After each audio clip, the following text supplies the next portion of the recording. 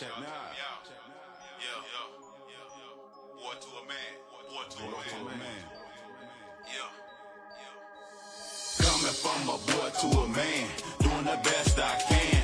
Daddy ass ain't home, so in the streets I roam. I put the H in hustle, so the game I'm in. Yeah, I'm playing to win. Yeah, man, I'm playing to win. Coming from a boy to a man, doing the best I can. Daddy ass ain't home, so in the streets I roam. I put the H in hustle, so the game I'm in. Yeah, I'm playing to win. Yeah, man, I'm playing to win. The dirty South raised me. Gin and juice kept me loose. Hard head, acting a fool. Mama screaming, go to school. Grandma kept us churched up and thrift store clothed up. Rockin' corduroy with the crease, pants pulled up, shirt tucked in, long white. Legacy Podcast, where we talk about real life, real growth, and building a legacy that lasts. Quick message. Before we start, if you're looking to buy or sell a home or even invest in real estate, I'm actively working with clients right now. I can help you find deals, list your property, or walk you through the process step by step. Visit welcomelegacy.net or contact me directly at 352-512-1476. Now let's get into this episode. Today's episode is special. I got my cousin Earl Filmore Jr. with me. We come from the same side of the family on my mom's dad's side. We both grew up in Ocklawaha, Florida, where the odds weren't always in our favor. But Earl chose a different path. Raised by a father who served in the United States Marine Corps, Earl went on to serve 34 years in the United States Army. 34 years of discipline, 34 years of commitment, 34 years of leadership. That's not just a career. That's a lifetime of purpose. If you're trying to level up, stay focused, and break cycles, this episode is one you don't want to miss. What's going on, cuz? What's going on with you, baby? I know we've been trying to link up for a while to do this, and Yes, it's sir. my I pleasure to appreciate come on you. your I know you got a podcast. busy schedule, and you reached back out to me. Not Yes, for sir. not for family, not for All right, family. this is how we're going to get the ball rolling. The first section is growing up in Ocklawaha. What was it like growing up in Ocklawaha when you was young? Well, Ocklawaha was definitely different than it is now. And you know me, I've never been one to sugarcoat or anything like that. It was some things going on in Ocklawaha that, you know, and some activities that weren't of the most legal of variety. I'm not going to sit here and lie about it and say it wasn't. You know, it was some things going on. And at one time, and my mom told me at one time in how big Marion County, I think you were young at the time, we had the biggest activities in Marion County. We had the big, right there on the hill, CHP. the legendary hill. So, growing up there, you know, you learned a lot. Ocklawaha has always been a tight-knit community. So, you know, it existed, but if you had, and I had great parents, and, you know, both of them, God rest their soul, both of them were like very, very, very, very, you knew that, Scoop. You knew that, James. Come on now. My parents didn't sugarcoat that. They were going to make sure that their sons made something of themselves. My mom always used to say that in the living room, that she wanted us to do better than her. But to me, her and my dad were my superheroes, just for what they were doing and grinding every day. So growing up there, man, you know, just like any typical country town, you know, when we had a caution light right down there by Fred's store, trying to go get one of the chickens on the rotisserie, and I can remember it just like it was yesterday. So, you know, growing up there, it had its situations, but for the most part, I wouldn't trade any of it, because, you know, I take pride in being from Ocklawaha because it taught me a lot. So, yeah. Growing up down there was It's a process, but everybody got to go through a process. Yeah. Yep, trust the process. I always tell Yep. my kids that, All trust the right. process. What were some of the biggest challenges you faced growing up in our environment? Man, just, staying out of trouble. Not it wasn't a challenge, but just making sure you avoided the wrong situations. And I go back to what you said about the hill, and but that was a spot where everybody wanted to go hoop at, because the hoop Yeah, was on the right top. there at the hill. So you wanted to Hmm. go shoot ball up there. So you had to pick and choose your spots. But the one thing about it was, in Ocklawaha, it was such a tight knit community that they respected each other, because everybody was Hmm. related to each other somehow in a roundabout way. The Whites, the Welcomes, the Rains, the Daniels, the Filmores, the Roberts, the Smiths. So it was all just one tight knit community, and it was just about making sure you don't put Yeah. yourself in the wrong situation. And one of Big those on us ways going to I church. did We knew about was, that my too. mom was big on Yeah. us going to Grandma's big church. You on knew all about us that going to too. church. Oh yes. You couldn't So Oh miss yes. that. yeah. So it, So it was it was big. yeah, so it was big being a top notch community. And Clearwater Baptist Yeah. Church, you were going to Yep. church. St. Paul That was missionary too. definite. Either St. Paul or Clearwater. Oh You go yes. go to Clearwater. Yes. Or East Mm-hmm. Lake. Oh, They or made East sure we Lake. was in one of them, and if Yeah. and sometime during the week, and Oh both yeah. all three of them, because they having a Bible study on Wednesday, they having another one on Thursday. They got Clearwater on Wednesday, East Lake Yeah. on Thursday, St. Paul on Sunday. Hey, Yeah. Yeah. yeah, Yeah. Yeah, that's for but it was a sure. great. Like I said, That's I don't really have too many bad memories because growing up down there, like just being around family, like them weekend barbecues, and like it was oh we yeah. might have had less growing up, but I know that it was love there. Oh yeah. And not just my parents, but all the parents in the community, we was not in Mm-mm. Bel Air, far fetched from it, but they Yeah, made it feel like we that's was true. rich. That's true. Yeah, so All right. Who influenced you the most as a young man? my parents, I would say my parents, and then my immediate family. My mom, otherwise known as Miss Dorothy to y'all, Miss Dot, um, my father Earl Senior. Y'all used to call him by his nickname and everything like that. So and that what was my biggest influence on that. They was my, not just my influence, but my inspiration.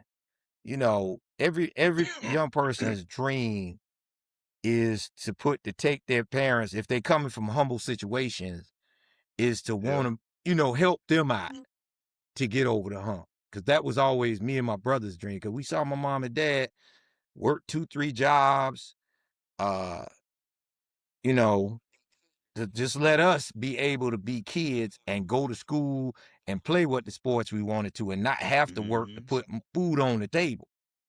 So I'm forever embedded and grateful because of that.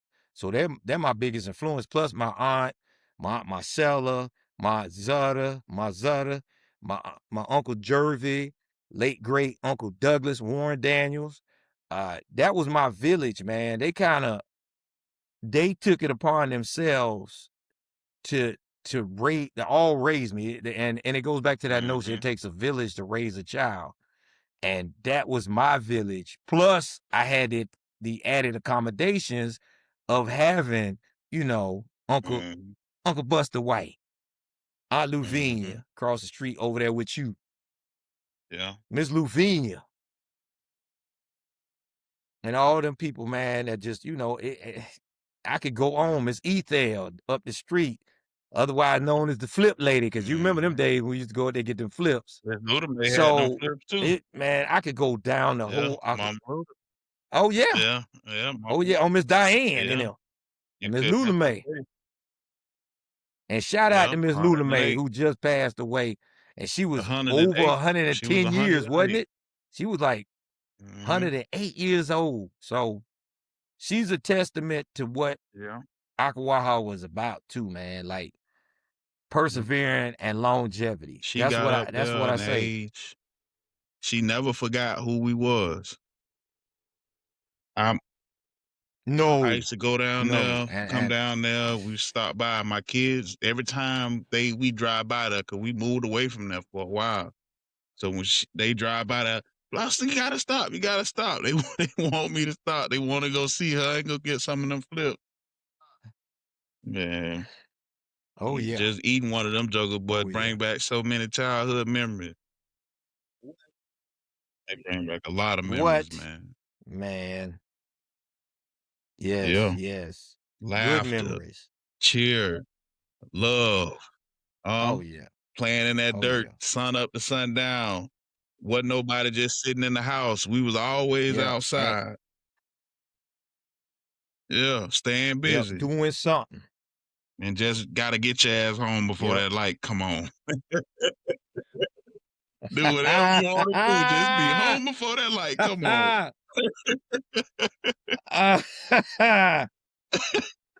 Boy, you gonna get me the coughing Hey, over here, man.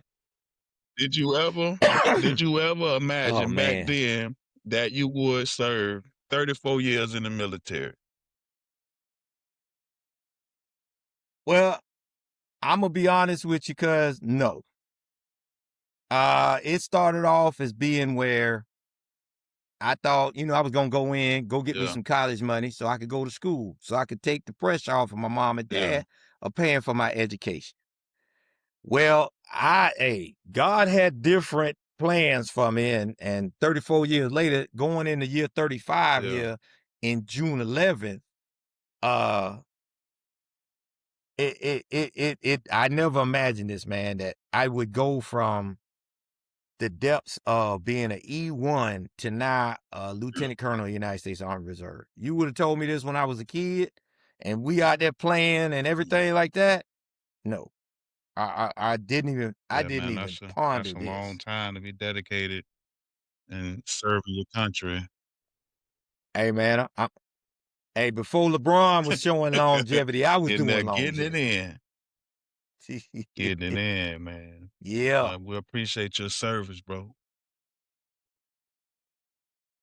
Thank you for your support. Like I say, Ocklawaha been my support through this whole 35 years. I can't credit it. Like I say, my mom and dad were the foundation, and it just built up from there. With that. It's always better when you got a 2-parent household.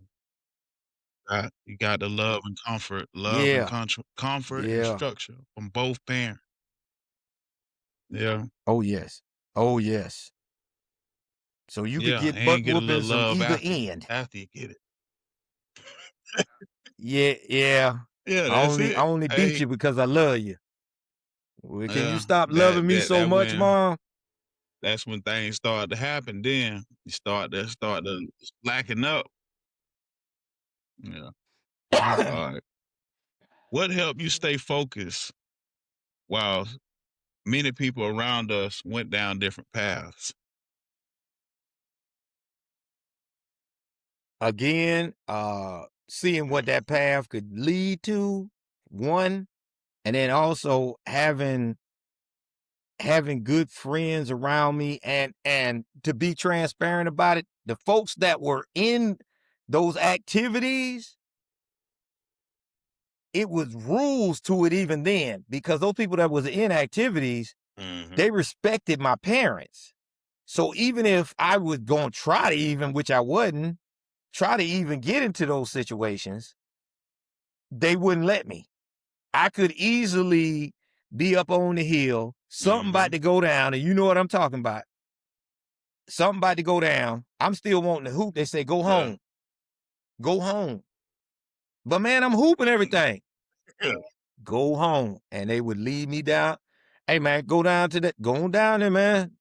This ain't some things about to happen. Yeah. You don't need to be here just in case. Okay. So I go home. And the first thing come out them dudes' mouths. Cause we respect Miss Dot and Mr. Earl too much Yeah. for you to get in trouble. So Yeah, that they was sent me love. back on my way. And that's and another thing, Yeah. growing up down there, people try to classify like when somebody that be out there in the streets, like they be a bad person. A lot of times they really don't Mhm. have no options. They don't finish school. They just they find comfort. You know what I mean? Comfort in getting the easy money, right? Mhm. The money come Mhm. fast, so it's like, why would I go work a 9 to 5 when I can make way more money within an hour or 30 minutes than somebody making a whole week, right? So Yep. that become a addiction, just like the drug that they selling. And growing up, Mhm. every time I ask one of them boys, I be like, "Hey man, let me get $5. Let me get $10 or whatever else." It was never, "Man, you better go on." They be like, "Man, what you need that? You need that little car here? Just go on to school here. You need that? Go on to do what you gonna do." So us growing up, we looking at this like they showing love. So when I grow up, I want to do the same thing. I want to show love because they're making it look so easy. They making it look, you know what I'm saying? They making it look real good to us because we can make some money and then give a little bit back Mhm. to the community, give a little bit back to your little cousins or your, you know what I'm saying, your sisters, your mama. So it made it appealing for us growing up. Mhm. It The definitely other did. way. They just didn't show us the backdraft, the Yeah. backdraft of what was going on at 2, 3 in the morning when things don't go right. So you right, because it was, especially when you were younger than me, and I knew you growing up being in elementary and middle school, it was really Yeah. on 10 at that time. And it was easy to get Yeah. caught up in the game. Easy. But see, me and my brothers, they just respected, and my grandmother Mm-hmm. too, Miss Ernestine Daniels, they respected her too much because, for one, it circled around the church and them Mm-hmm. being so active in the church. So that was a big thing about it too. So those were some of the guiding lights, man, Yeah. that really kept I me know, cause focused. you about what? You about 12 years older than me. Hey man, you ain't have to make me feel old Yeah. right then on your own Yeah. podcast, You're a little older than me. James. That's that's Nah, cold, man, man. that's just Family do love. you so That's just wrong, love. Hey, man. we get on up there. But I know. you true, cause it's true about that, cause a lot of things did circulate. Cause round about that age is when I was trying to move around a little bit, sell, make grade. That's when I was trying to figure that thing out the same way them boys out there doing. And getting into some mess, so Mm-hmm. my name was everywhere, and it was crazy. All right, but influence of your father, Marine Corps legacy. Your father served in the Marine Mm-hmm. Corps. How did his example shape the man you became? Well, he was a Marine Corps Vietnam Yeah. vet, to be precise. He I'm gonna tell you, my dad was like a man of little words, but just of actions. Now, if you was getting out of pocket, yeah, Mm-hmm. he gonna straighten you up.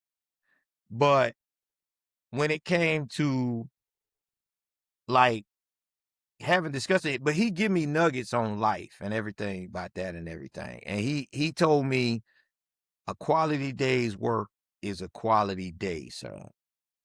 And I took that to heart on a lot of things, especially when it came to work ethic and everything, because that's one of the biggest things I got from him. Because he was like, and I say just like most typical males that were working in Ocklawaha at that time, they worked from sun up to sundown, and they done worked about Yeah. 4 jobs from sun up to sundown. So it was the quiet things. He was a man of little words, but when he spoke, he would give you nuggets for future references. So he Yeah, was they know the always big game. on that. And now he always would remind us now quick that I'm a Marine. I'm a Marine.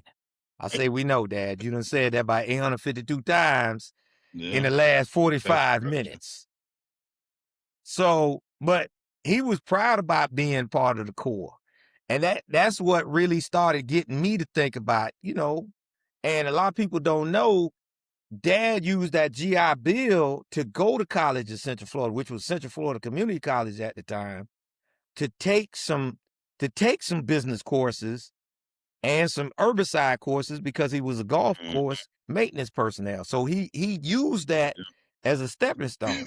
Because Dad said he never really wanted to be like a corporate America person. He really wanted to get his hands dirty and get his grind on. Nothing wrong with getting your hands No, it dirty. ain't. But just like when you just said about work ethic, right? Growing up down there, Mm-hmm. everybody had a work ethic because they had us out there young, out Mm-hmm. there in the peanut fields, the watermelon fields, picking oranges, Yep. okra. Like, I remember going out there. Yeah, Every everything. And then, vegetable you could on think our of. side over there, we had everything damn near planted up over there. So we had greens, we had tomatoes, them chickens. Miss Luda May had the pigs, and like we lived off the land like the majority of my life growing up. Like, and my grandma, because when my grandma died, not my grandma, when my granddaddy died, my grandma was there. She was there by herself. So my grandma played a big role in raising me and my sister because my mama was working 17, 18-hour days. Yeah, she was I know. hitting it like, and so my mama, I'm like, man, my mama ain't playing. Like, my mama, she'll get up way before the sun come up. She up 3:30 in the morning, driving an hour or so, getting to work, working all day, getting home about 11 o'clock, and just doing the same thing. So when she on her way home, I know she on her way home or whatever else, I already have her clothes because they had a certain amount of shirts that she had to wear. It was just a camp shirt because she was working that late year. So I had that iron and her another fresh pair of jeans and her other pair of shoes already lined up. All she got to do is come home, and I had a pot already boiling the water because we ain't had no running water in that house, so I had to have that pot. Had that pot filled up with that boiled water in there, so you ain't got to do nothing but pour it in the tub and put a little cold water in that thing. Yep. So my mama was big, and then when she wasn't doing that, she'll have us out there stamping watermelons. Like it was a real grind, man. Oh, it was. But I look past on it, and I look back on it, and I feel humbled to go through it. I'm not even gonna lie to you. It humbles you. It humbles you, and it a lot of things we should have just stayed course, because a lot of times you derail yourself for no reason when you know the right thing to do, and that's kind of what a lot of us did. We knew what was right, we knew what was wrong, what was going on around us, and we still chose to go in it because it was the easiest path. But remember, cuz Finish. it's not how you start the race, it's how you that's it. finish the race. That's how you do it. All right. What lessons from your father stayed with you the most growing up? going back to what I said, the lesson of how to work hard, how to grind for yours, how to never, look back on negative situations, just keep Yeah. moving forward, because that's what my dad did. One job closed, he Mhm. moving forward to the next job. This situation happened, this bill can't get paid, I'm gonna grind at Yeah. another job to pay that bill. So dad was always good with the element of it. Him and mom, they complemented each other, because mom knew how to balance. Man, look, if my mom was part of the government right now, she balanced the budget in 2 minutes She good with them numbers. with what we had. Good with them numbers, man. So it was that type of situation, man. And then me and my brothers, we just followed suit on it, man. Like you said, the lessons dad taught me, man, was from just grinding, going to the golf course, working with him there in the summertime, making me some extra money, going down to Coronado Springs, Pines, excuse me, going down there cutting the yard for a eccentric rich man that Mhm. dad worked for. And he worked for that man until dad was like too Mhm. old to even work He for was him just anymore. got up in that age, and every time we go over there, we used to go over there on the porch and sit Yeah, with he him just for a while. We used to hang with your dad, man. When y'all had got up and going, yeah. man, me, Boot and Trash, man, we stayed over there playing ball in the yard with Galen, and we'd just go over there and hang out with him. Just sit over there, and he'd just tell us stories, and that was cool, man. And he was Oh, he was a stereotype. He yeah, was a yeah, storyteller. I can't talk tonight, but yeah, he like I say, my dad was mhm, you knew him, man, because he would come home from work, go back there in the room, watch TV. He was that type of dude. As long yeah, as he had and some one good of them cable TV, and a cigar. some drink, Yeah, a cigar, yeah. and a He cigar, tripping. hey, the Yeah, he OG was chilling. he was Yeah. good. He was good. Mhm. He was good. Alright. So, basically, hard work and never give up. Keep moving. Whatever's can't Never nothing give up. stop you if you keep moving. Nope. He said, man, a man once defeated or defeat himself all the time. So I took that to heart from what he was saying. Like I say, when he came out with nuggets, he came out with some nuggets, man. Like, I'll be here all day, man, talking about some of the stuff, man, the knowledge base that I got from my father and my mother, man. I'm Yeah. just the byproduct of them. See, you got that doctor on your name. Yeah, but hey, I'm still a country boy from Ain't Ocklawaha, nothing Florida, wrong with otherwise that. known as the But, hey, WAHA. you did it, though. You did it. Alright. Yeah, Did seeing your father serve influence your decision to join the military? it did. My influence came early. I had decided, just looking at everything and, seeing him in the military, had served, seeing his pictures, then seeing my uncle while I was in, middle school, through my middle school years, seeing him come home because he had served, he was a combat engineer, served in Germany and then served and came back and went to Fort Stewart, Georgia. He was a big influence. My dad was a big influence on that. I saw that the military you could travel, open new horizons, get my education. And these are big things that my mom and dad, I didn't know it, that they were schooling me already on the military, Yeah. even when I was in middle school. Because my mom used to be talking about college ROTC then, but I'm in Mhm. middle school. I ain't thinking about that. I'm thinking about, school, Pop Warner football, middle school, making the middle school basketball team, running Yeah. on the track team. So I really didn't know it until I pondered back and say, so that's what she meant, because she was just, she was just filtering it into my head about it Yeah. so it get The ingrained in there. military The military got a lot of benefits. Yeah, it Oh, it structure do. It structure, do. your life a little better too, especially when you really don't know what you're doing. Even if Yeah. even if you just go in there and then figure it Yeah. out later what you wanna do with your life, you got the foundation already set. Mhm.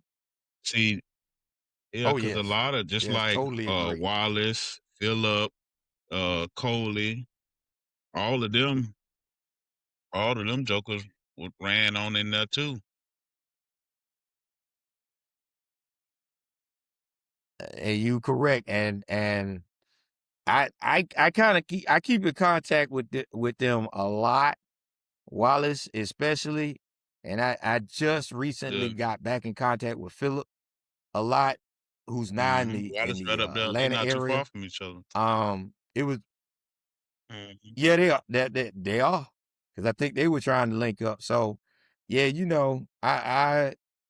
and seeing him go in and knowing the mhm, super athlete Wallace was, so that let me know, you know what, this military thing, that yeah, was like the nail in the coffin too.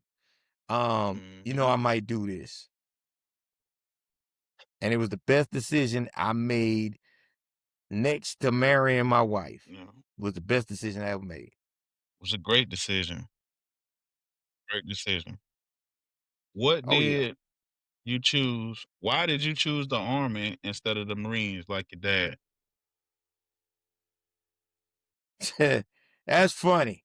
Nah, Dad never put no pressure on Yeah, us to go in the Marines, but I investigated the Marines. Uh, I saw what the Army had to offer, and they offered a better options than the Marines, and that was the main reason why. Not that, no disrespect to the Marines, because I love the Marines, because of course they produced the man that produced me. Um, but I thought the Army was a better yeah. fit for me.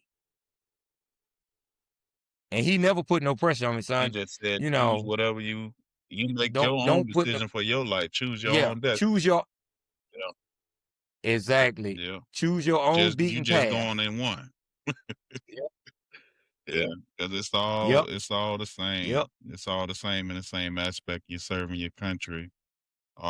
You're building your foundation. That's gonna take care of you. Yep. See, a lot of them kids don't understand that. Everybody think it's oh you going in there because you finna go to war and all that. There, the military teaches structure. The military teaches Ye- leadership. Right? It teaches you to Yeah. grind because the majority of people that goes into the military once they get out of there, they retire out of there, whatever, they go into a leadership position because they know how to manage a team. It's the same thing in business. Hmm.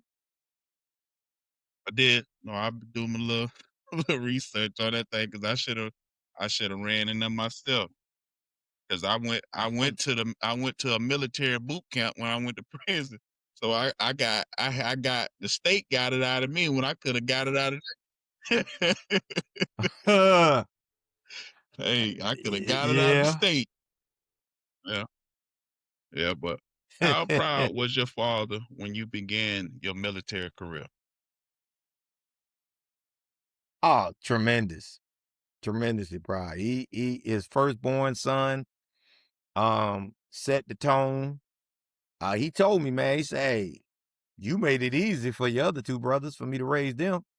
Him and my mom said that, because you set the tone, you set a standard of what they needed to look up to, and that's why my middle brother went on to the Army, and my youngest Mhm, brother that you hung out with went to the Air Force, which I'm hoping later on in another podcast for you to come yeah. back with all three of us on How here. is how's Galen doing? I haven't talked to him in some years. He doing well. He's up in Silver Spring Shores with my other aunt ever since mom passed away. So he's up there, and he's there in between here and Orlando. So he taking care of he Yeah, taking ain't care of the nothing people wrong with that took that. care of us. Nothing wrong with that. I'm my dog. Do you feel like your service honored your father's legacy? Oh yeah, because I tell everybody, yeah, people say I'm setting a legacy for myself with all these things I've done. I say, well, really, my legacy is my two sons because, and I say it on my social media. A lot of people come on my social media, become my friends on either Facebook, Instagram, or X. I say that I am a product of my mom and dad's persistency and determination. So I'm the byproduct of their legacy. I'm their legacy. My brother is their legacy, and my other brother is their legacy. So, you know, uh, him being proud, he was tremendous. The legacy we've made for him, and I don't take that for granted because, this is their reputation. Because the first thing, if let's say I do something now, they be, ooh, child, did you see Miss Dorothy's son? Yeah. Because it's their legacy. And I'll never want to tarnish it. But keep nothing Yeah. but utmost respect They of it. say you always supposed to honor your parents, especially when they was Yes, highly sir. involved in your life. They always take care of what took Mm-hmm. care of you. Mhm. Yes, All sir. right.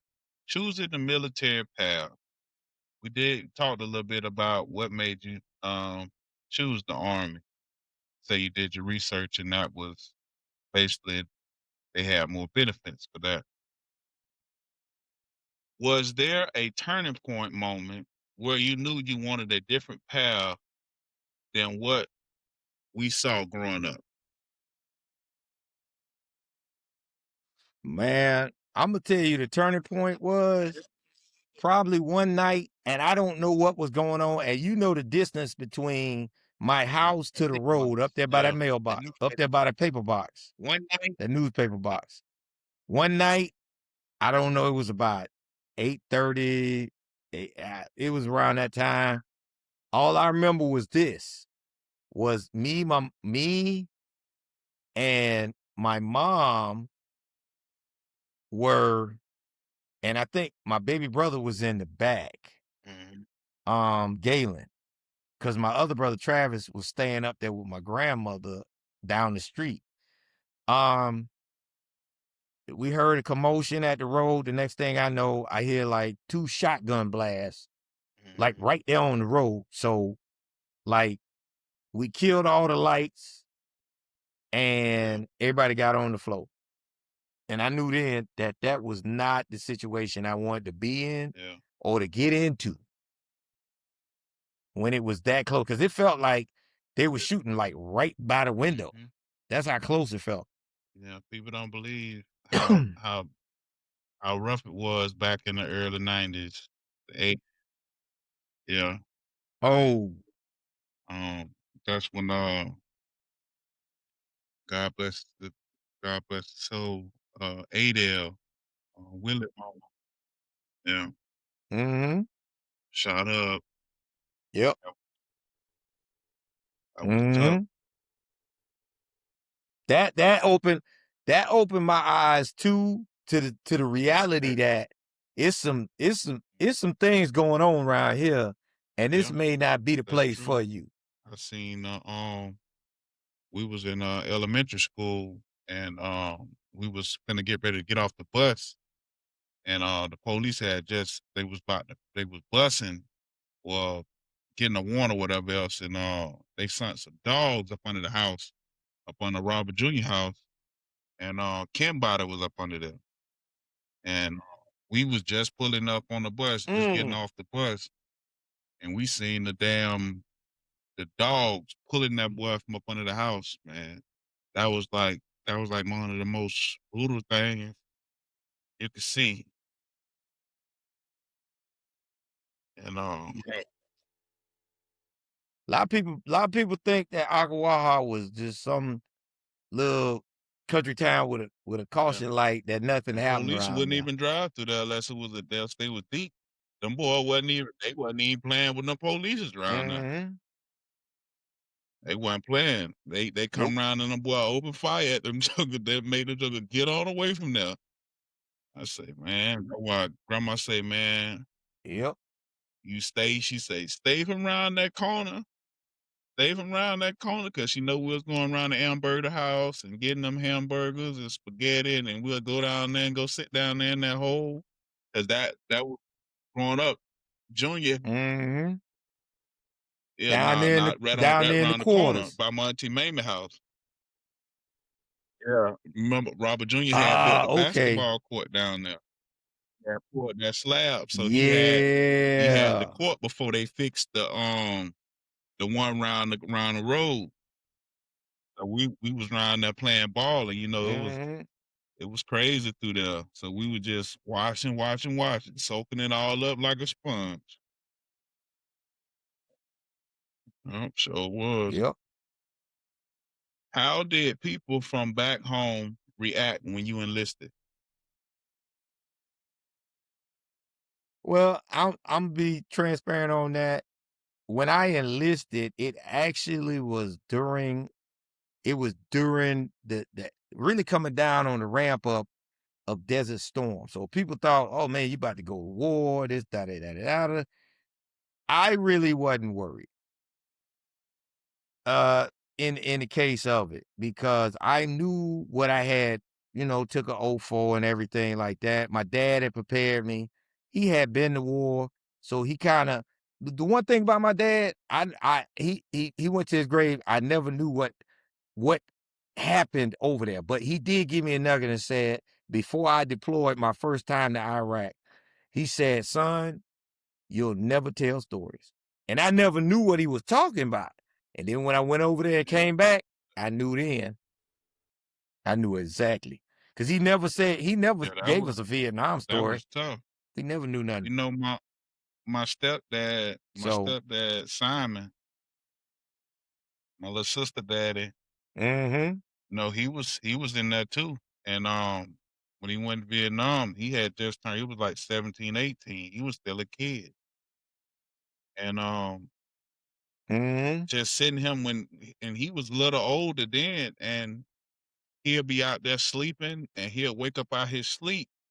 He was like screaming in his sleep. Like some nights he'll sleep and some nights he'll just them nightmares like they was kicking his behind, man. And Simon didn't drink.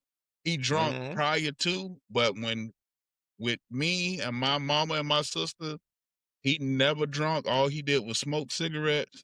So he was sober minded, reading his Bible, playing his keyboard, and but he's tell us stories of how one get me, they was in a bar. They was in a bar and they Mm-hmm. was just over there kicking the bobo. What he say? He was Mm-hmm. just over there kicking the bobo. And me and my guy, we was gonna walk out. We was gonna going in.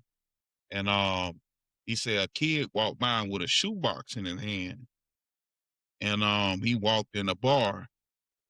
And when he walked in the bar, next thing you know, boom, blew the whole damn thing up.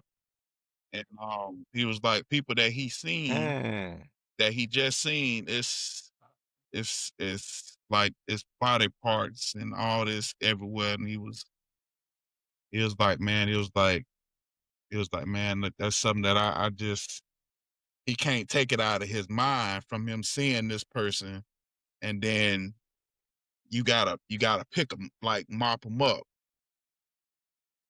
And he was Mm-hmm. like, man, it's just been bothering me all these years. He was like, even though it's been a long time, it still bothers me to this day. It's it's crazy, man. What advice would you give young men from neighborhoods like ours today? Stay focused, trust the process, keep faith in God, uh, make sure, look for a good, I would say, look, if make sure you're staying on the straight and narrow. When I say straight and narrow, ain't nobody's perfect, but just make sure you're moving forward in a positive manner, and that you if you want to be great, you got to do great things, and that starts with small great things to become big great things. And I tell the young men these days, man, you have to trust the process. And they always asking, what's the process? I say, the process is ups, downs, backwards, forwards. It's always going to be interchanging and immovable things going on in your life. You're always going to have outside entities that are going to be trying to crash your world. But you just got to stay focused and have that frame of mind. What is my goal? And Yeah. stay focused on that goal. A lot of us, the thing about it, a lot of us have goals, right? Because as kids, Mm-hmm. we always had one or two things that we loved and we wanted to do. And Mm-hmm. as we get older, get a little older, you might evolve in it. You dabble in it a little more, and you become a little better in it, like playing ball, football, basketball, and we don't have the support system that we need to keep going to succeed in that goal. And Mm-hmm. instead of us keep pushing, keep grinding it out, no matter what, we fall off. Mm-hmm. Some of us fall off. Some of us stay on that wheel to keep grinding. But as a kid, when you have those dreams and those goals, it's there for a reason. Without support or with support, we need to keep going towards that thing that's been calling us as a youth, because that right there be our purpose, right? You could be a leader, a people person. Like Mm-hmm. it's so many different things that we have that we never keep doing. We just don't do it. Like I got my sisters, like kids, like they be so good. Like my son, my oldest, so good at drawing, talented in music, like, but they don't like to put their talent to use, because when you how can I put this? When you work in a job, right? When you work in a job, but you just working the Mm-hmm. job. The job, you just going there for a paycheck. But when you doing your hobby and the thing that you like to do, you're not doing it for the paycheck. You doing it for the passion. Absolutely. You doing it for the love. Just like the game, right? If you love this type of business, you show up every day, you're happy, you're cheerful, right? But if you a slave on the clock and this all you know, you're gonna be miserable. Your whole existence, your whole life is gonna be it's gonna be miserable, because you really don't want to be there in the first place. So you're gonna take that misery to work and put it off on somebody else. So it's best to chase the things that make you happy, right? It's best to chase those things that make you happy, Mm-hmm. and the things that you know you good at. Because a lot of us don't know what we good at, but if you pick up a piece of paper and write 10 things down that you like, I bet you one of those things that you probably really good at, but you never tried. So try things you never did and just get at it.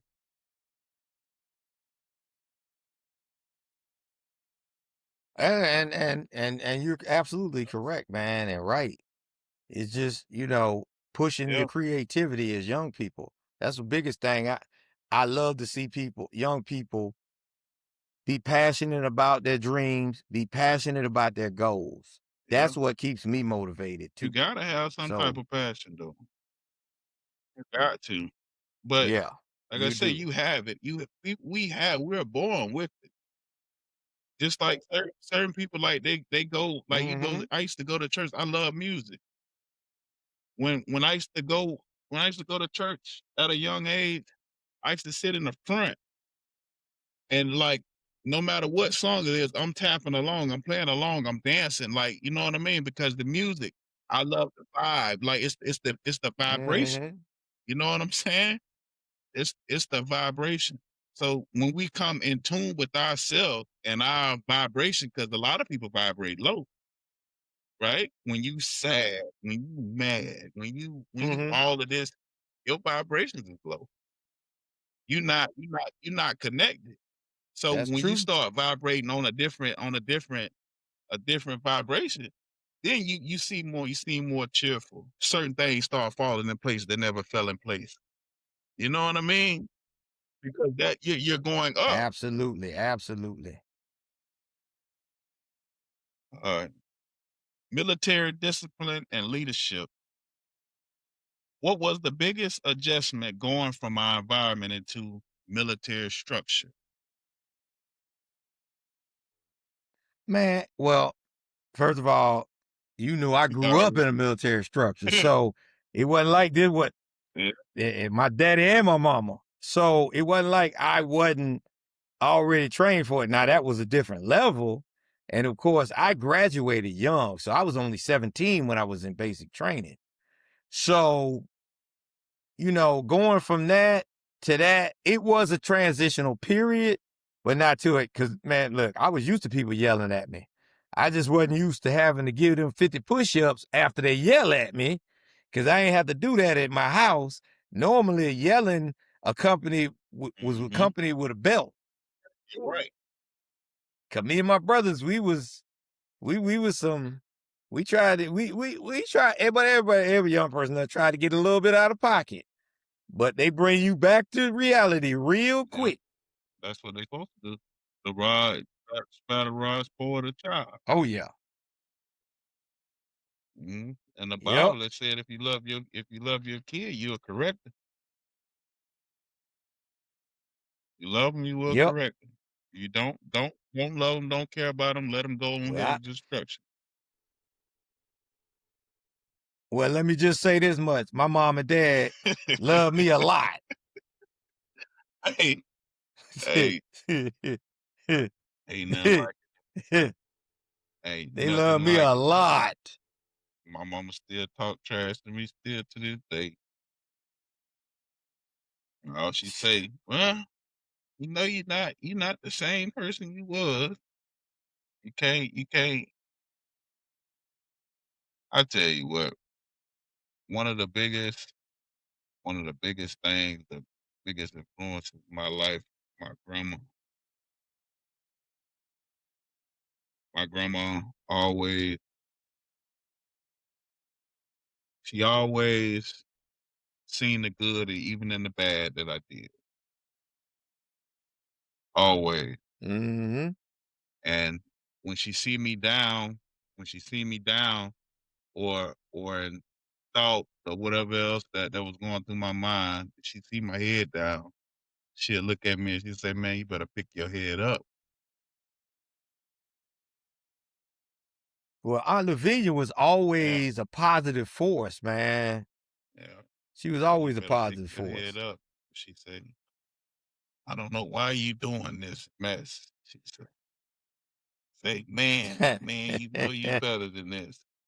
And it kinda tore me up when she had that stroke.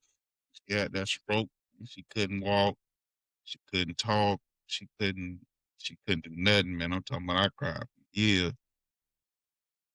I couldn't see her. Every time I would walk in there, I cried. My kids ain't never see me cry like that. I cried like a baby every time I went and seen her because I knew I was doing wrong, right? I knew I was still doing wrong, and that's all she was gonna remember for me doing wrong. And it just bothered me so much. And I Mm-hmm. told myself, I said, man, I can't if if it be the last thing I do, It'd be the last thing I do. I'm gonna show my grandma that I don't need none of this stuff. I'm gonna get out. I'm gonna get my stuff together, and I'm gonna get out these streets. And before she died, I I got out. I got clean out the streets. I published my book. I got my CDL. I got my damn I got my realtor license. And like I was like, Grandma, I'm just, you know what I mean? I gotta show you that I'm better. I gotta show Oh you yeah. that I'm better because I know you wanted me to be better. And I couldn't let her leave. I couldn't let her leave without knowing that I changed. Okay. Which you did, Scoot, and you see that you not a byproduct of it, cause at one time I was like, dang, Scoot got about 8 jobs. I just you ever feel you waste so much time doing nothing, and then you You gotta got to make then up you for that then you time. then you're really not wasting it doing nothing. You trying to do something with every minute. Yeah, Yeah, trying to you trying to catch up. super You're trying to grind. catch up for lost time because even like to tell you the truth, even when you're doing wrong, you know you're doing wrong, right? So it's so much going through somebody's Mhm. mind when they out there. You know it's a time something gonna happen. You might not be able to see this, or you finna go to jail for the rest of your life, or you know what I mean? But every time you giving away something, Mhm. you feeling bad by giving it away. You feel bad because a lot of It's times I true. felt bad. I ain't wanna give it, but I stayed under influence. So the whole time I'm out there, I'm under influence. So when I'm giving it to you, it's not bothering me as much. So I'm serving the demon and I'm Mm. fighting the demon at the same time. You feel what I'm saying? Yeah. But the key Yeah, thing is you yeah, overcame the demon. yeah. That's the And key that's thing in it. your kids help. Kids help too. Because the a good Oh boost, yeah. a good boost to stay on the straight and narrow is having younger ones looking up to you. And if you keep going down the wrong path, then eventually you got all of them coming behind you trying to do the same thing. And I got 13 on. So it's a big difference than having when you wake up, you got one kid, you got two kids, you got a whole team. So when you look at them and they be like, damn, dad, you sitting on your tail, you doing this. You know what I mean? Not like you not doing nothing. You not showing them nothing. So it flips a switch on some people. They be like, "Man, I gotta show them. I'm gonna go ahead and publish these more books. Imma start my own business. Imma get this. Imma get that because I gotta show these kids. If you set your mind to this you can. It's possible. You can do it because if I'm showing leading by action and not just, hey, you need to do the right thing. So you need to do this and do that. But I'm all talking, no play. We gotta be play, we gotta be action, we gotta be mashing the gas pedal to show them, hey, if you really want it, let's go get it. Right? Mhm. Let's go Yep. get it. Ain't no talking That's about it. We true. gotta go get it. Hmm. Mhm. Uh, what lesson from the army changed your mindset the most? Uh, Mhm. made me more organized. Made me a better planner. Made me more organized, especially when I developed and went from the enlisted side to the officer side, which is now I'm going from being a worker to more planning behind the scenes in the background. Yeah. And it's made me a great planner, which is what the key element I was missing early. But then as I developed it, now it's becoming an asset. The organization. Staying on track, staying on Yep. time, holding yourself accountable. Mm-hmm. That's like the Yes, 4 sir. pillars to success. Yeah. Mm. It is. And like I said, it really has galvanized me to another level in it. And I say, like, I'm eternally grateful to the United States Army for giving, this little country boy from Ocklawaha, Florida, a chance at the American dream. And that's the mainstay for it. And I'm forever grateful for the opportunity. How did serving 34 years shape the man you is today? And that's 34 years of discipline. Oh man. Man, it's shaped me in ways that it really made me more well-rounded. It conceivably it it brought together loose ends that I thought would never come together in the niche of I was able to step into other rooms and step into other situations, but stay genuine to myself, if that makes sense to you. And I credit myself because my mom said, no matter how successful or how much money you get or whatever it is, I told myself, I'd never forget where I came from. 34 years.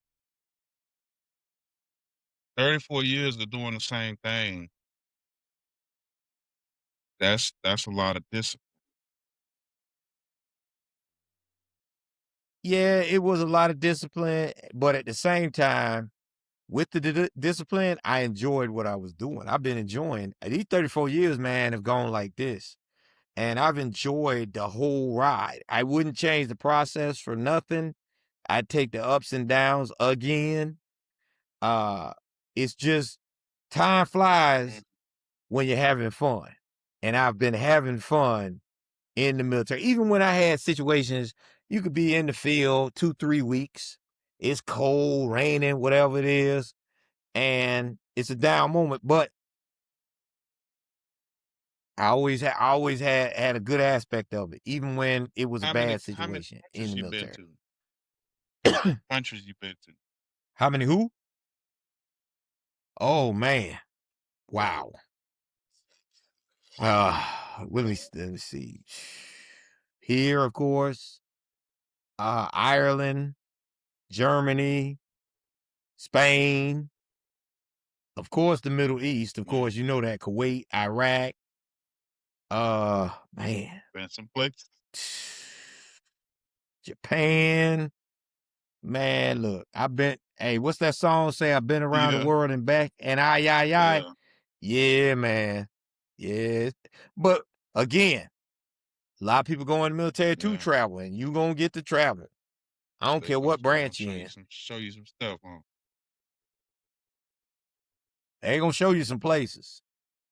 I know because a lot of people don't even get to leave Florida. No, I they got my don't. CDL and I got on that road and hauled ass for 4 years. I've been 42 states that drive. That means you almost done Yeah, hit the yeah. whole The only continental ones United I didn't really States. get. Well, I didn't get Washington, Idaho, Wyoming, Nevada, Maine, North Dakota. I didn't make it to North Dakota. I think I hit it. I think I hit everywhere else. Idaho. I didn't go to Idaho, but I hit everywhere else though. Everywhere, multiple times. I stayed in Minnesota. Stayed in Minnesota the majority of my time because I was back and forth from there. So I seen some beautiful stuff up there, man.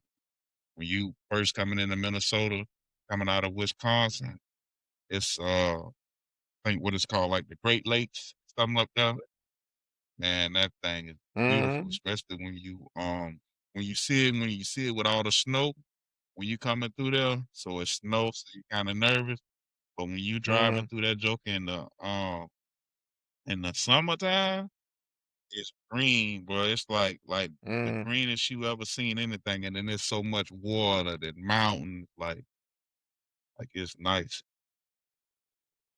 Um, what Okay. leadership lessons from the military still guide your life now? Um, just to when in charge, be in charge, and you know, lead by example. And always, uh, people first, mission always. That's a big one too that we use in the military. Those are some of the leadership skills. That was some of that well-roundedness that came from the military. It really enhanced my leadership skills to the point that I was able to, and you probably hear my cat in the background Yeah, yelling. yeah, I don't know good why. deal. I'm surprised my house is quiet as it is right now. So, so they those leadership skills they got intensified. I was a leader, but I was a quiet leader. Now, no. If I got to voice my opinion to my people to get them to know what's going on and elaborate a little bit more to get the juices flowing, to get them thinking, to get them motivated, I'm all about that. So basically, getting your point across. Yeah, but in a very respectful and motivating fashion. Can't go wrong with that. Can't go wrong with that. No. And respect is always due because you can't talk to somebody unless you giving them some form of respect. A lot of Amen to people that. overplay positions and try to talk somebody down when you still bleed the same way somebody else bleeds. That's something I always pride of myself is not to be a toxic leader. And you have people that are like that, unfortunately. And I pride Yeah, myself not to that's be that respect way. though. Was there a moment during your service that really tested you mentally or emotionally? You're going to have those moments. I can't really I would pinpoint say one from probably the other. I would say probably getting deployed to the Middle East. And that'll yeah. test your That's a emotions and your long mental. flight too, ain't it? Straight. Man, that's 23 hours. And you Yes. fly for a whole day. Yes, sir. That's crazy. That's crazy. But those they got big old them planes. They be flying them like them big old things be humongous though, don't they? They They like you do. could have three, They four do. football fields inside some of them dang on things. Yeah, Hey, playing be golf and stuff. relaxing. Huh? I don't know about the golf part, but Just chilling. But everything in life tests us physically and emotionally. Because you just hmm like you fight with certain things, especially dealing with past mistakes that you have. hmm I know a lot of people you could just think about a memory, a childhood memory or something there that'll make you feel type of emotionally or physical about situation. Like still to this day, still to this day, I deal with physically, mentally things of resurfacing back your past, things you know did, things you relive, hmm and it's hard. It's hard to let certain things come back to resurface too, because once you That's true. bury something and you know it didn't mean you no good, just like old habits, addiction, stuff like that. Once you bury certain things, it's best to keep them things buried because you don't know the trajectory of your life if you fall back. Mm-hmm. And that as long as you keep that trajectory going up, and I be telling a lot of young people these days, your attitude will dictate your altitude.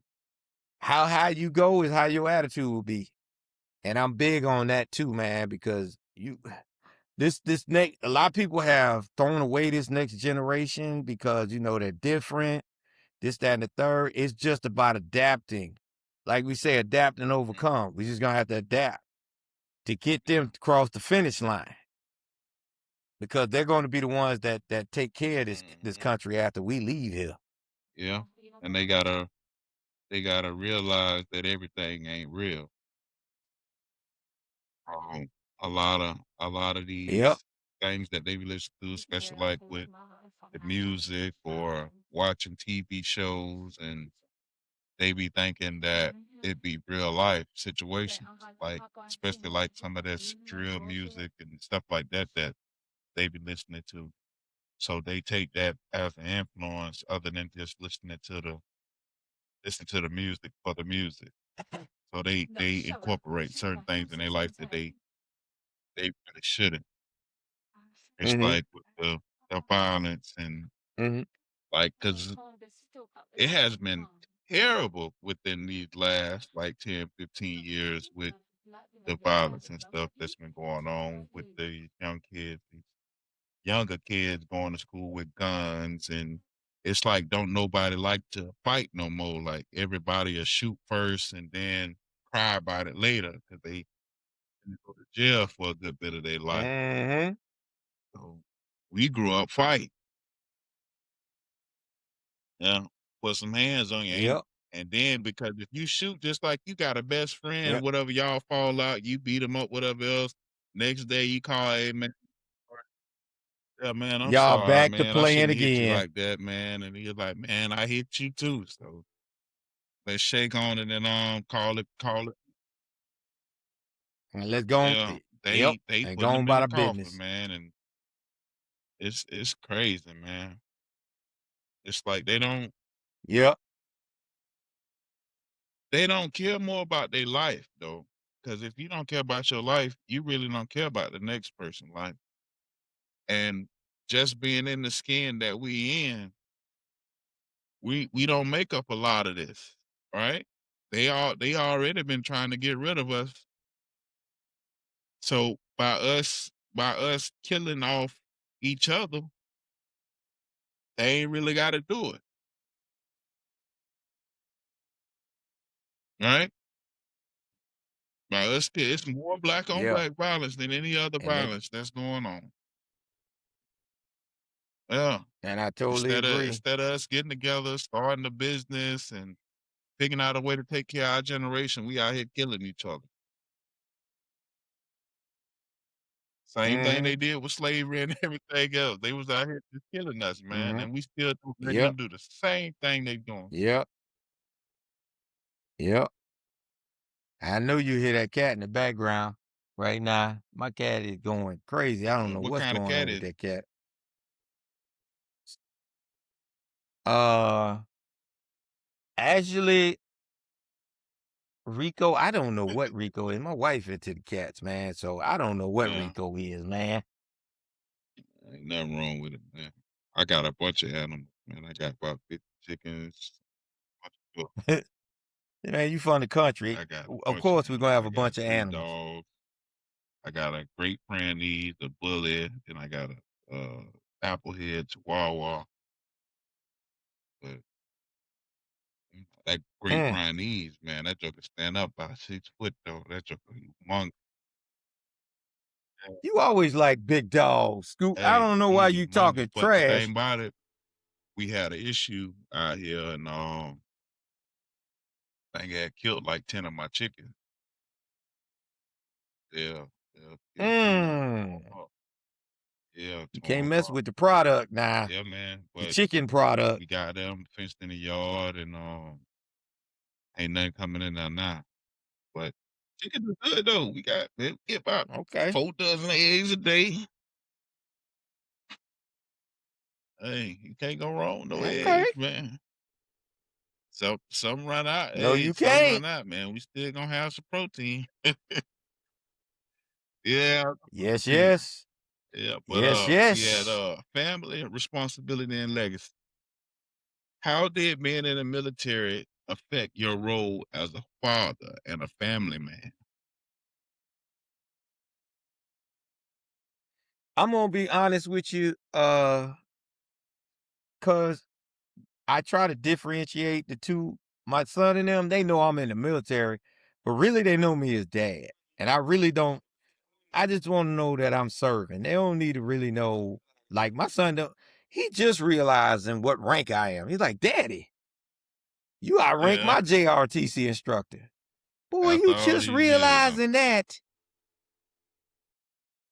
Yeah. So I was like, and I like keeping it that way. Cause he sees me as dad, but at the end of the day, he does know I'm a soldier. So basically, you try to keep it your, your business and family separate. I keep it, yeah, I keep it separate, man. Cause at the house, I'm here like my dad. I'm chilling. I'm doing what I need to Yeah, do, and I'm ain't nothing getting it wrong over with with. that. That's actually great there. I was listening to a basketball player. I can't think of his name, man. I can't think of his name. But his son had a jersey on, right? He had his dad jersey on and he went to Mm-hmm. school. And he kept it so Mm-hmm. secretive though. He was just doing this thing and then everybody was like, who jersey you got on? And he was like, this is my dad's jersey. And it was like, that's not your dad for real. So he didn't know how popular his dad was, but everybody else knew him. Cause his dad kept it Mm-hmm. so I'm gonna find that damn story because I can't the name not clicking, but he didn't know how popular his dad was.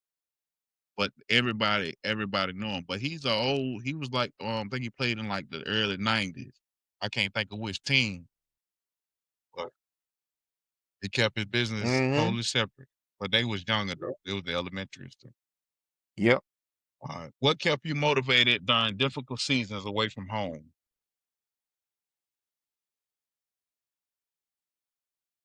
I'm gonna give it to you. Wanting to be successful and money.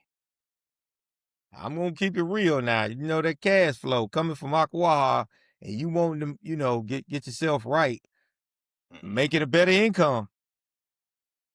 That motivated me, man. Sometimes, hey, I will make a joke, and it be situations. Maybe I'm on the rappel tower or something, and I'm about to go rappel, and I say, man, the things I do for a check, man.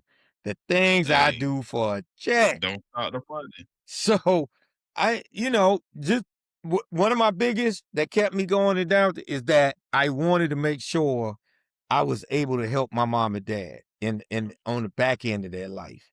So that was one of the biggest too. And also providing for Yeah. my family too. Don't stop the money though. Don't stop the money. Hey, Don't stop the gotta money. get the money. Uh, Don't stop the money. everything else, Yes, sir. Hey, what that one I saw on social media? Where the money reside, where the money go get it. reside. Go on and go get it. Yeah. What does legacy mean to you today? Legacy means the foundation and a reflection back on who made it possible for you in the legacy. And when I say that, you keep saying, this is my legacy. Well, this is my lifetime resume, but my lifetime resume is my mom and dad's legacy. So now my sons legacy. Isaiah, Tiandre being a level designer for video games. That's my legacy. And I want to look back because like they say, your legacy will take care of you. Literally, your legacy will take care of Train you. them the way they need to go, and help them Yep. find their way. Cause we don't know, you don't know Yep.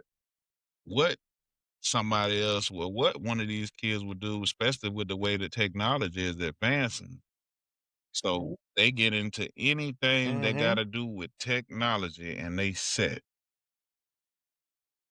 computer programming. Oh yeah. In this Yeah. AI driven generation, man, And you it's see different. within these last, let's say, within these last 15, 20 years, how amazing Mm-hmm. and advanced the technology has become. Yeah. It's becoming scary. It's evolved Basically, so it's becoming fast. scary. Cause I know when I first got locked up and I came home, I ain't never seen no that was what they would start coming out with Metro PCS, but they had this was in Mm-hmm. 2008. They had the BlackBerry phone, and they had the first touchscreen phones, and I was like, dang, like I ain't never seen no touchscreen phone. And then I got one, and then next thing you know, they coming out with another touchscreen phone. Then all those big old flat screen TVs, and it was like, man, I was just you just sitting there in awe, like, dang, like what's going on? Like, what did you miss? And then like now you can talk to your phone, you could talk to your TV, you could talk to your computer. You got little robots going through people's houses, vacuuming their floors, and all you got to do is just say, "Go vacuum" or something like that.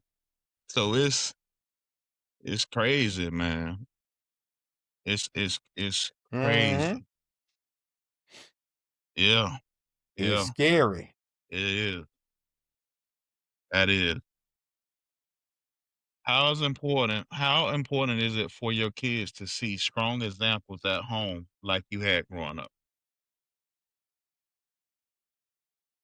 Very important because I know that sets the precedence and that sets the foundation for them. So if they see me doing it and then preaching the gospel about it, about doing the right thing, about working hard, about wanting to get an education, if you drill it in their head enough, it'll circumvently go where it needs to go. It'll carry, it'll resonate, and they'll keep it going. Because my mom and dad didn't have values of getting a college education at that time. My mom went back later in her life to get her degree. But she always used to preach education, higher education, going to college, y'all going to college. But I knew in the back of my head, we couldn't afford it. How are we going to do this? And then that's when things start. I didn't know they were setting each phase up. And that was the process. That's that process I keep preaching about. They was manifesting it and helping you believe in Oh, yeah. yourself so you can manifest your dreams too. Because it Mm-hmm. ain't nothing wrong. That's the thing about Wholeheartedly. it. A lot of kids don't have that direction. So you drill it in their head. They don't. You drill it in their head at a young age, and that kind of refresh. It kind of bring me to the book Napoleon Hill, Think and Grow Rich. Right, his Mm-hmm. son had a hearing disability. Right, he had a hearing disability. He couldn't hear. He was born Mm-hmm. without ears.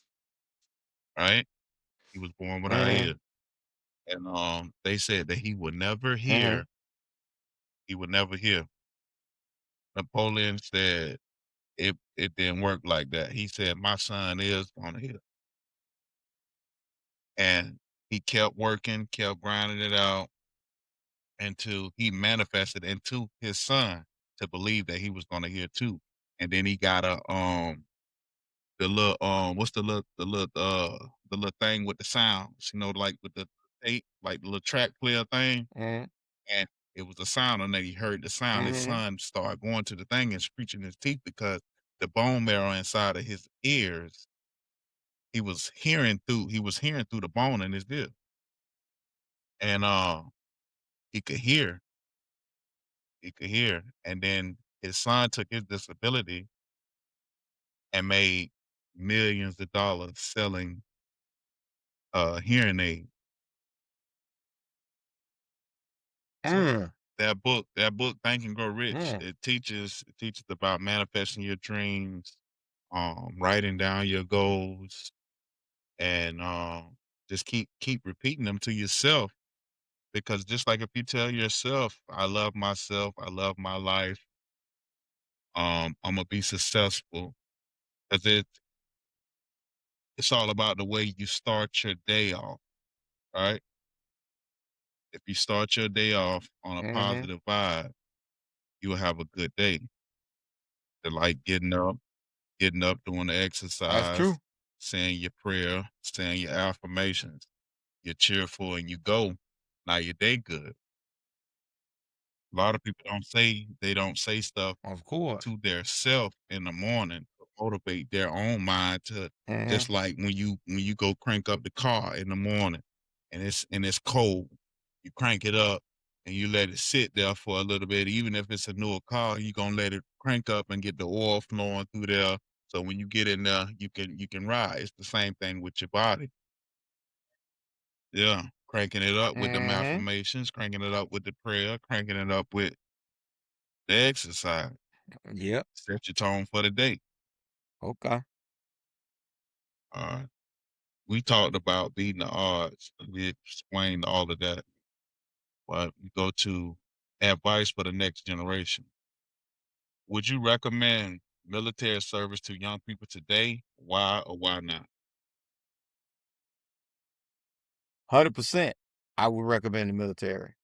And I'll tell you why. Because a lot of kids need that structure. They need that balance. A lot of people, they have their opinions about what the military can do, but like I said, I'm a testament that the military must be working. I came from a country town with a caution light Yeah, to live the American dream. So the military must have yeah. something in it that's working. It's a proud moment. And I would wholeheartedly, if anything, I would tell young people to research the military, see if it's something you want to do. If it is, then research the branch Hmm. that fits you And go for it. and go for it. Look, you always gonna have people that'll talk you out of stuff, naysayers, everything. If they ain't trying to ride with you, they ain't Mm, your friends. You gotta ride, yeah, you gotta have some ride or dies that wanna grind with you, hmm, that wanna be better. If they like, hey man, it ain't my cup of tea, but go ahead, man. We with you. yeah. That's the type of Push friend you you. want. Man, you don't want that friend say, oh man, why you doing that, man? Don't do. Ain't nobody want to do that. No. Let that person figure it out themselves. Just because you may be a little scared about the unknown, because Hmm. everything is Until you unknown get up. Yeah. until you know about it. And the only way to know about it is to Yep. research it and sometimes to do it. Now that being said, look, a lot of people say, well, you gonna go to war, this, that, and the third. Man, look, military lets you choose your jobs. So if you just so choose to want to be somebody that's in the action, then so be it. You get your Chuck Norris on or your Go action, Rambo. action figure on, and so be it. Hmm. Yeah, you Rambo. But they got other jobs in the military, cyber, aviation mechanics. They got everything, medicine. So that's No, why I you say think you got to do your because a research.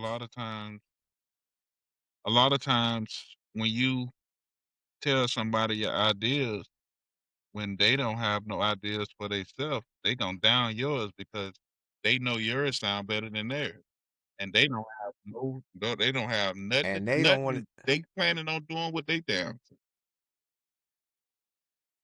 no. You don't want a crab in the Yeah, bucket that's because that's type the person. majority of the people that you hang around, and if you're the only one that's got something going on, they ain't never got nothing going on, you're in the wrong circle, man. You're in the wrong circle. Mm, If you can talk to somebody about an idea that you got in your mind, and they can give input on that and say, "Oh yeah, okay, well, I'm listening to what you're saying, but I think we can try it like this or whatever else." That mean they trying to they working with you. A lot of these people in them circles, they don't mm-hmm, work with you. They don't want you to have no more than what they have, mm-mm, even if you don't got nothing. mm-hmm, Even if you don't got nothing, mm-hmm. they don't want you to have nothing no more than what Exactly. they got. Yeah, You exactly right. Something else I tell the young people is, hey, you gonna have haters. yeah, You gonna have haters in life, period. But my motto is make your haters make you greater. yeah. Take that hate they giving you, use it as fuel, Motivate. and make yourself greater. Just walk around, and I say that, and just to retro back on what you said. What's my motivation too? Coming from Ocklawaha, and people not thinking too much about our little country town and thinking they slow, they don't know what they doing, this, that, and the third. They may cut some yards or something like this. Hey, I say like this. I always kept that as my fuel and as my chip on my shoulder to say, Mhm. I'm gonna prove y'all wrong and Fun give y'all the fact, shock this is and awe. fact, right? Ocklawaha was one of the first tourist attractions. Yes. Really? They because of the Ocklawaha River, right? They used to call them mud Mm-hmm. people because we knew how to navigate that water, right? We knew how to navigate that water, so they would take Mm-hmm. it was a port that would come in from St. John all the way down, and they will bring it straight to Mm-hmm. the river because you know that Ocklawaha River go all the way down, all the way up. So look, when you get a chance, Mm-hmm. look at Mm-hmm. Ocklawaha tourist attraction for the steamboats. It was a black lady, one of the first captains. I think she had 9 boats. Yeah, 9 boats. Okay. But they learned how to deal with the muck of the water, right? Because right beside the water, Okay. you know how muddy the water be. You can't grow stuff and stuff there. They learn how to plant and they learn how to live off the land. And once they started doing that, the settlers start moving in and try to take it over. Yeah, same thing with Okay. Rosewood and Black Wall Street, a black thriving town, and they came and sabotaged. Mm. What skills should young men focus on learning right now? I would say, really, man, this generation listening skills and I would say how to sell themselves. 'Cause a lot of young people these days, from what I've seen, they don't know how to network. They don't know how to do collaboration. They don't know how to do partnerships. Some of them, and I know they're gonna say I'm the bitter unk in the room. I'm not trying to be bitter. It's a lot of them out there that can, but from what I've experienced and seen, some have had, you know, not communication problems, but they just elaborating themselves, selling themselves to everyone. I'll be telling the young people, be able to into any room and be able to sell yourself, no matter what the atmosphere is. You can sell one thing, you can sell anything. It's Oh I'll yeah. tell you another thing. Reading.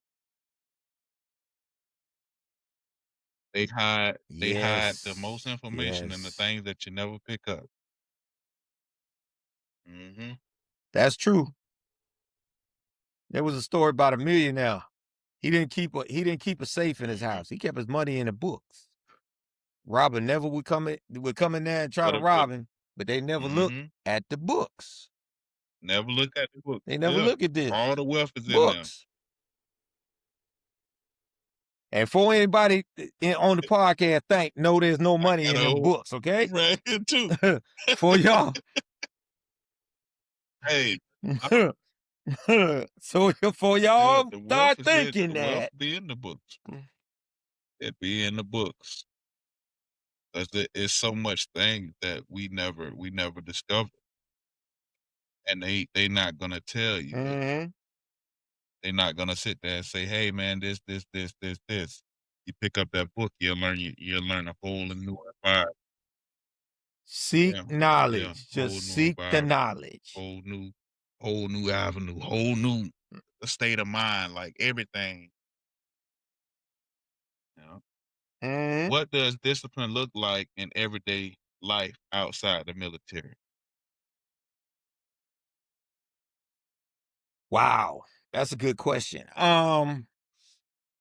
Discipline outside the military for me or in general? Just in general. Your everyday life outside, just in general? because you're not in the military. You've been in the military, but your outside life ain't the military. When you sitting at home, Well, you sitting at home. really, just discipline is just being time oriented, and I ain't talking on the military scale. Just being time oriented, just planning, just being on time. That's one thing, because I try to be prompt on that, because that's not even a military thing. That's just the in general discipline thing. Discipline to me is saying please, thank you, good morning, and opening the door for somebody. That's my discipline. Yeah. And yes, ma'am, and no, ma'am. That's respect, though. And anybody that grew up in Yep. and in a household the right way would say yes, sir, no, sir, yes, ma'am, no, ma'am, to anybody. That's just respect to your elders. Yeah. I even said this, it's like when I just be on the phone or talking to somebody, it's just yes, ma'am, because you got to transfer that same energy. If somebody giving you negativity, I'll just probably just say, man, I can't even talk to you type deal. I'm gonna go ahead and get rid of it, because I don't like that. I can't deal with that, the negativity, because don't nobody. I totally understand, and I like can't either. they say, it's like in the Bible says, like cancer to your bones. It's like cancer to your Man, bones, look. man. Whew. It just tear you up. But you try to treat everybody the way that you want to be treated. That is totally right. I think we got about 3 more questions. That's it. How did growing up in Ocklawaha prepare you for the Army? And how did the Army prepare you for life? Ocklawaha, like I said, I got used to working long hours, discipline. So Ocklawaha instilled that work ethic, which transferred into the Army, which really helped me because they saw I was a hard worker. So I got promoted early, and they were trying to push me to do greater things, like going on to become an officer and everything like that. And that military background has now furthest me to go, harder in the paint as it is now. And they kind of complemented each other. And that work ethic is now, for the military, has made me, I would say, a better father because of it, and how to motivate and mentor and push my own sons. I know I'll be hearing you talk a lot about what you be saying, Ocklawaha University. Hey, man, that was my first education, man. It was Ocklawaha my first University. education. That education I got down there at Ocklawaha set me up. That university, boy, that bachelor's degree from Ocklawaha University Yes, sir. set me up for life. It's an invaluable degree. Teaching you life lessons, structure, hard work, Yep. love and peace, Mm-hmm. trust, certain things you need in your Yep. life to survive. You can't deal with somebody you can't trust. You can't deal with Mm-hmm. somebody you can't respect. And if you That's don't true. work hard, That's true. how you gonna eat? Yeah. Closed mouths don't get fed. Clean, they say, what it say? Dirty hands, clean money. You gotta go out there and get it. Yep. No. The grind don't stop. And Mhm. that's what I tell my son. Gotta get it in. What are the most proud what is it? What are you most proud of after serving 34 years? Proud that, that I was able to serve the country. Proud that I look back and that I'm proud now that I'm able to affect the lives of other folks and my mom always prided herself on wanting to be part of the community and to help the community. So that's why I pride myself and I'm proud of my own self of going back, talking to the youth, or if somebody from Ocklawaha, reaches out or goes through a channel through one of my relatives to, talk to me or want me to talk to some young people, I don't mind doing it because I think it's my sense of responsibility to have to do that because, that's what the community developed me. So you should pour back if you love your community, you should pour back into the community to make sure that it is persevering Mhm. and it's getting better. Basically, give back. Always give back. Mm-hmm. 'Cause somebody can you can say a couple things to somebody that could change their life. That's the trajectory of their path. Mm-hmm. Because everybody can reach somebody. Mm-hmm. Everybody can reach somebody. Yep. I know a lot of friends and stuff like that. They look at the stuff that I be doing now, and they be like, man, they be like, Scooter, man, Mm-hmm. you really motivate me, man. You motivate me to do the right thing, and it just give me a peace of mind. Like I know that I'm doing the right thing. You're a living testament of perseverance, determination, and not let your starting point Mhm. dictate your end 'Cause point. a lot of people can look at you for your past life and your mistakes and stuff like that. But One thing I prided myself being from Ocklawaha, I would never judge nobody because you mhm, never know when you're gonna be in their and shoes. everybody has their own opinion too. People have their own opinion. They can Yep. have a they Yep. talked about Jesus. They talked about, you know what I mean? They can say whatever they wanna Yep. say, but I hate And what Jesus said, the temple will uh go down in three they can talk about you, days. but a lot of times the people that be talking about you really don't got no motion and nothing going on for theyself, and they Mm-hmm. scared to Exactly. change. They really it really be fear. They fear the unknown for no reason. For no reason. Mm-hmm. Mm-hmm. All you gotta do is Yep. take a chance on yourself. It, Take a it chance on basically is. yourself. There you go. Hey, Yeah.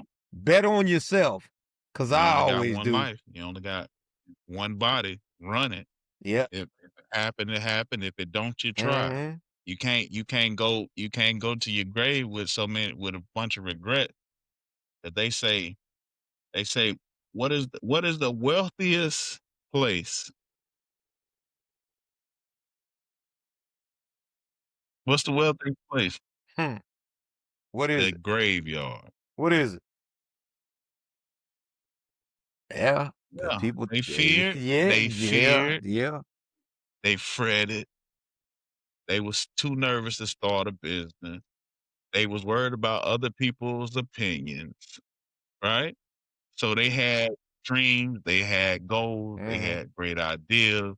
It could have been music, it could have been movies, it could have Mhm. been a invention, it could have been so many different things.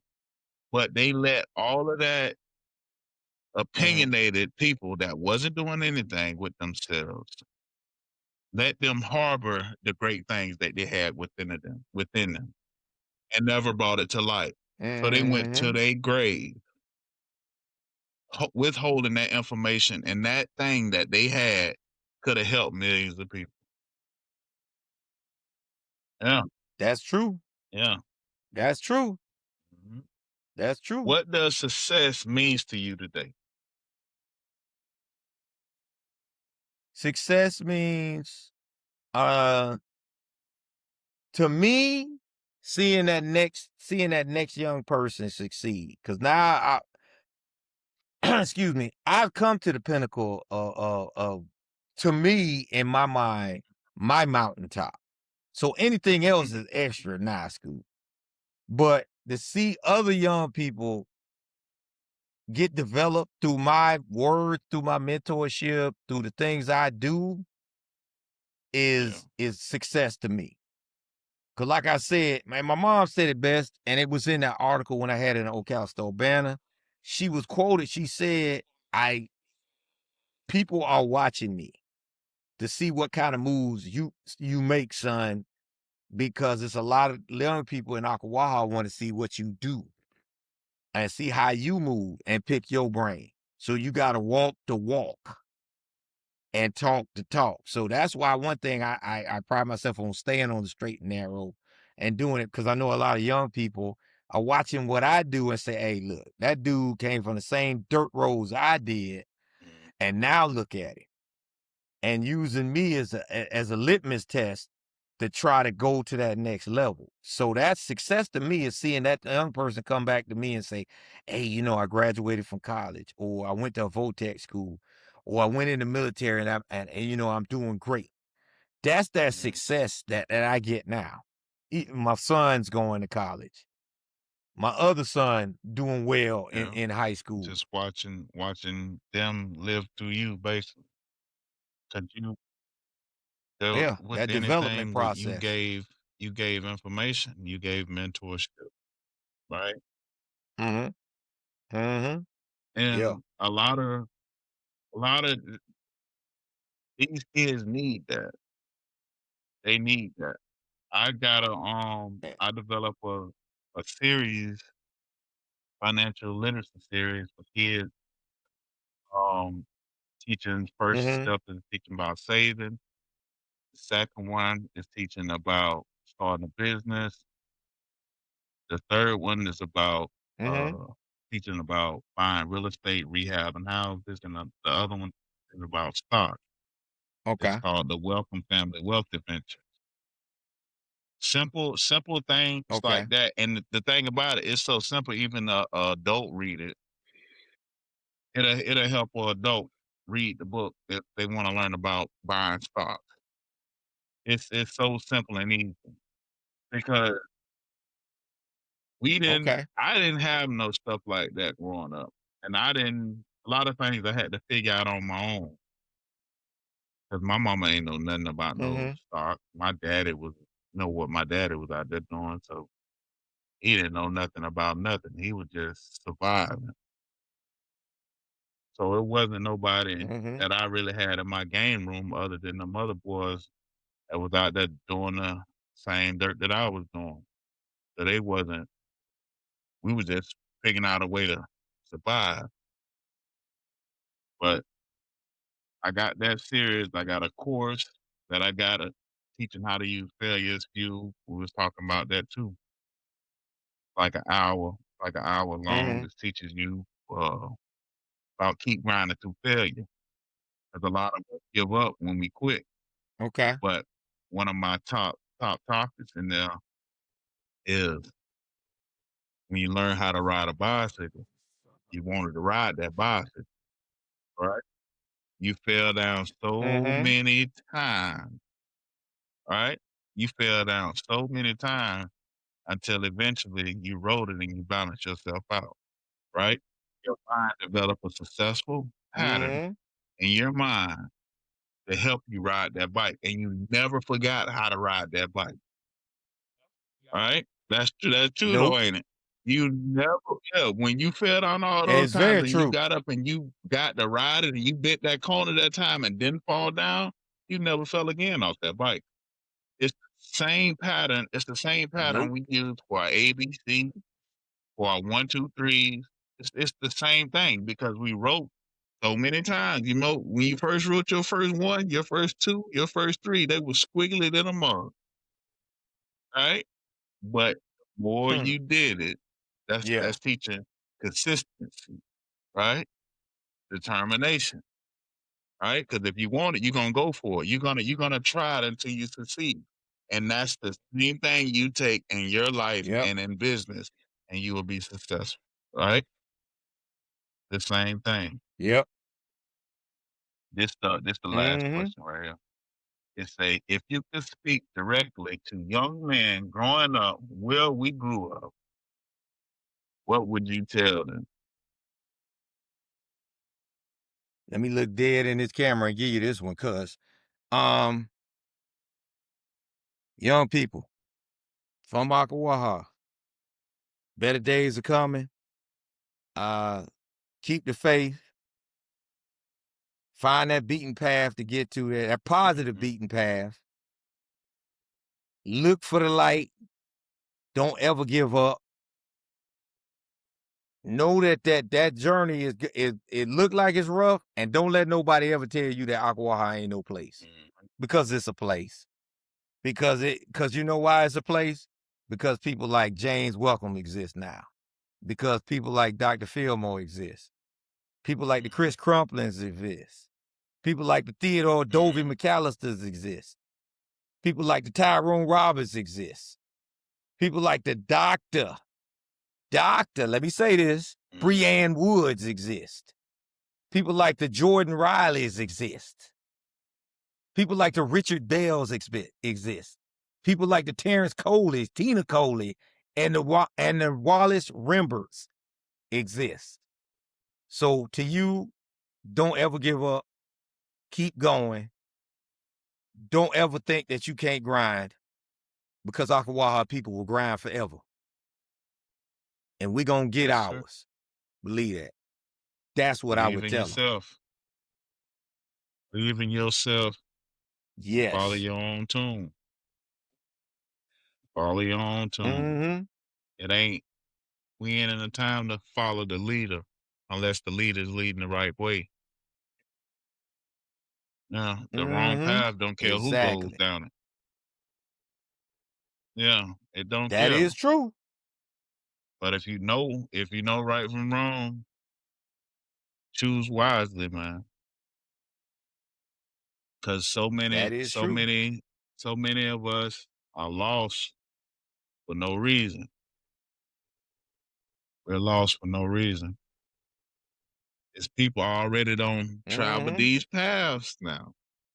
They don't travel these paths, and they've been telling you, hey man, that fork in the road is the wrong way. It's the wrong way. Mm-hmm. That's gonna take you through torment, torture, stress. Hey, stress. But the other one, the other path is gonna take you through a little hard work, little guidance, little structure building. But you can take that and run the Mm-hmm. rest of your life with. The other one, you're gonna fall down repetitive Oh, yeah. time. And it's okay to fall down. Just get your ass back up. Yeah.